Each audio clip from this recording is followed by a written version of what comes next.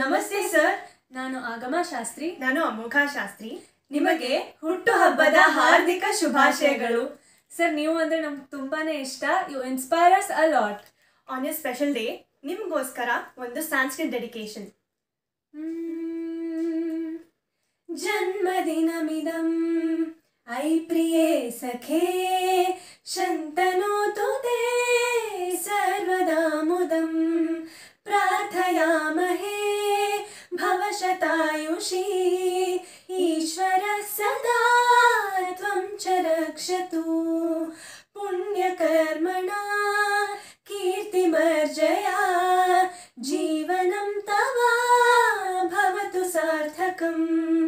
ಜನ್ಮದಿನಮಿದಂ ಐ ಪ್ರಿಯೇ ಸಖೇ ಶಂತನೋತು ತೇ ಸರ್ವದಾ ಮುದಂ ಸರ್ವದಾ ಮುದಂ.